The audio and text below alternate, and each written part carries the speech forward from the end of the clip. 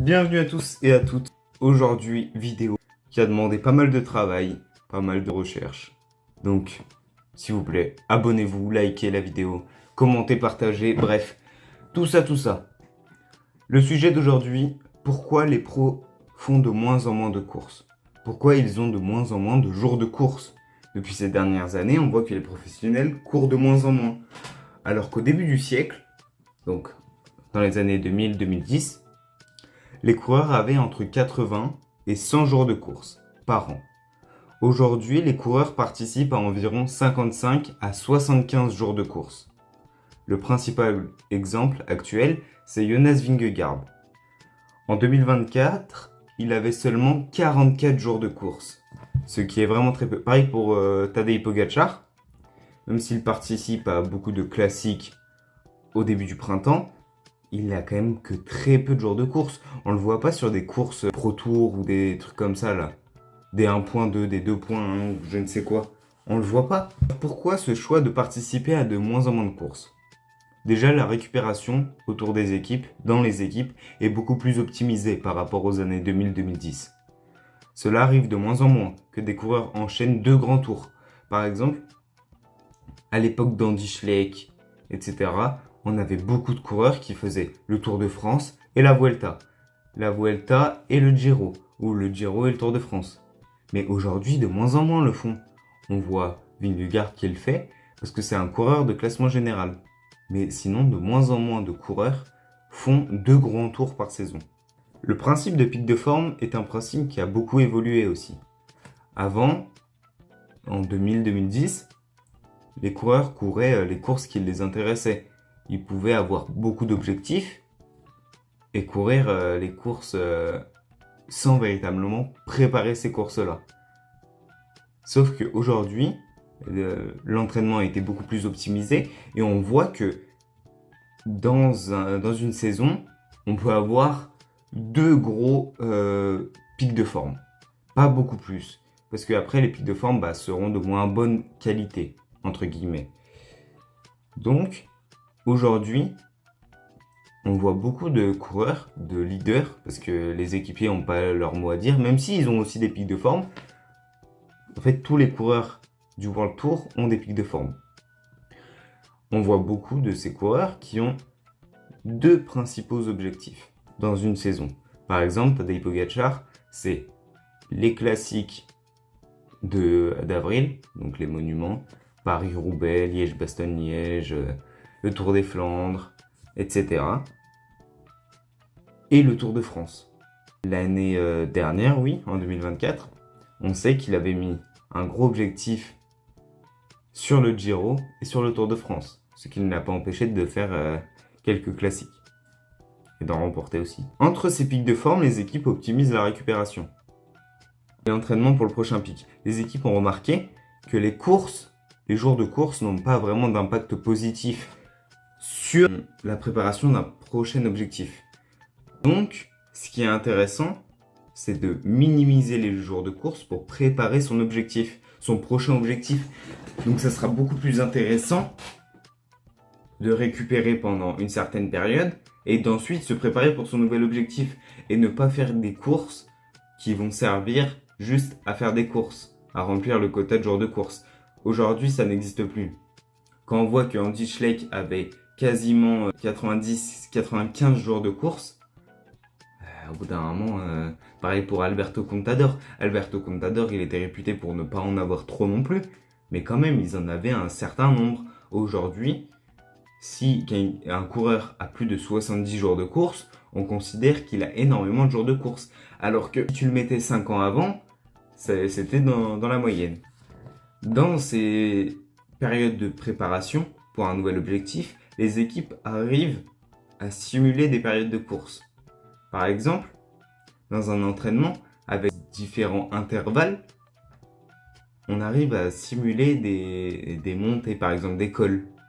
Alors, ça va être très différent de l'allure à laquelle on monte en course, mais ça peut représenter. Pareil sur Home Trainer, on peut très facilement représenter une allure de course.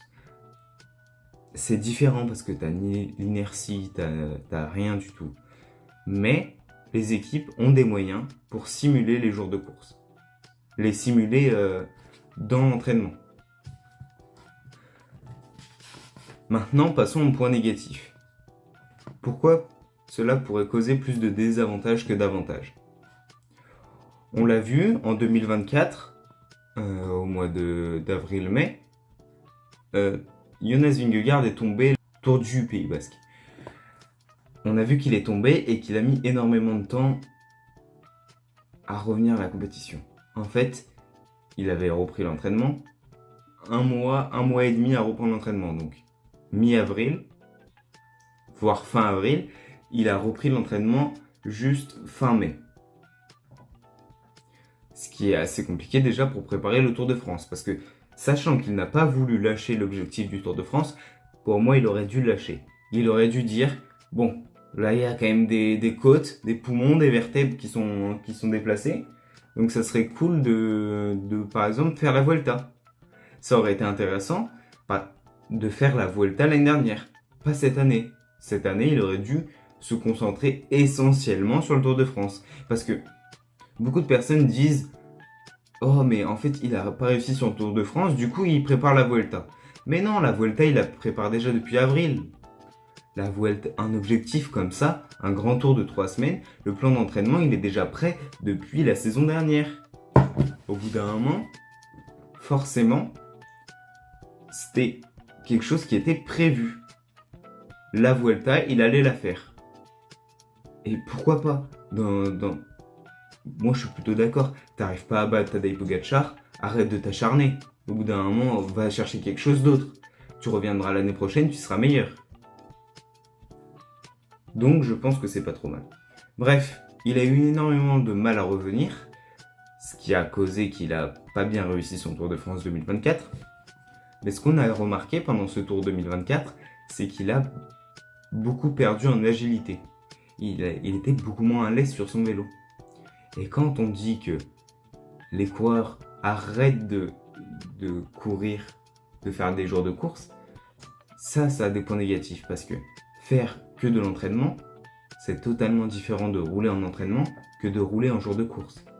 Parce que si vous commencez à perdre l'habitude de rouler dans un peloton, quand vous êtes professionnel, ça donne Jevine.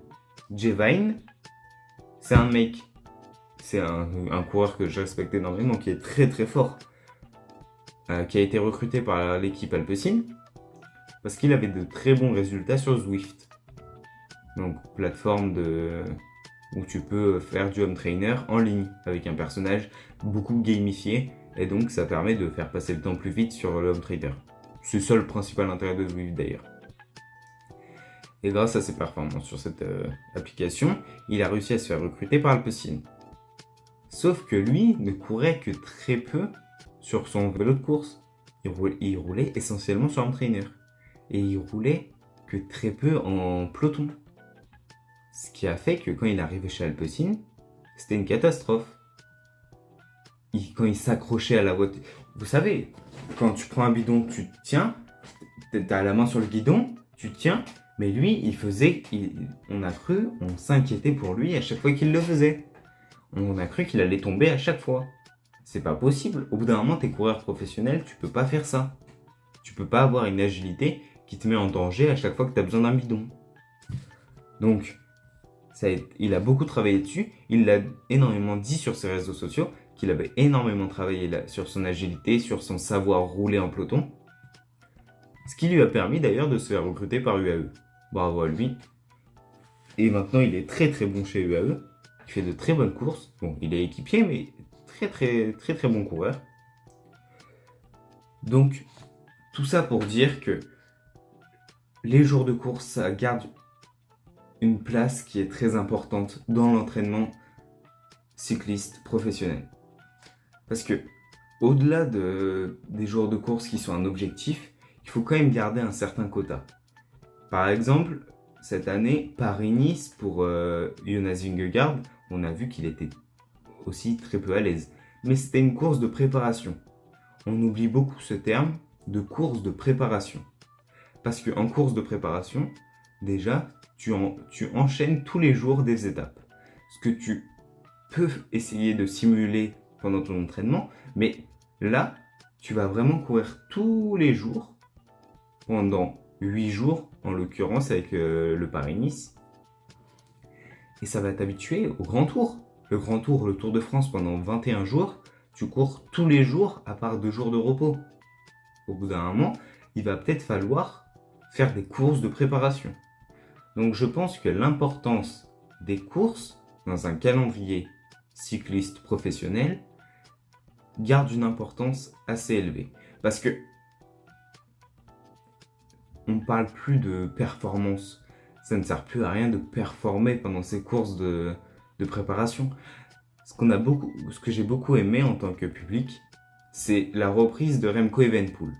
Sur la Flèche Brabançonne, en mi-avril, je crois, il a repris la compétition après une grosse chute à l'entraînement.